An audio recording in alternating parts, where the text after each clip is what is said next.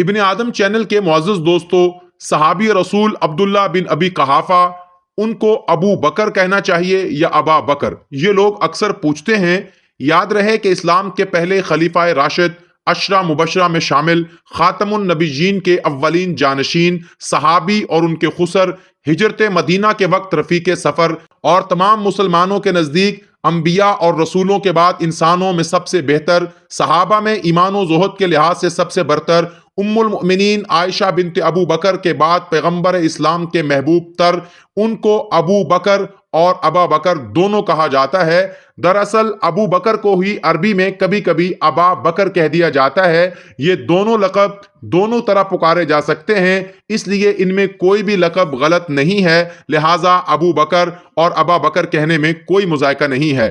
دوستان عزیز، حضرت ابو بکر صدیق کو خراج تحسین پیش کرتے ہوئے اس پیغام کو زیادہ سے زیادہ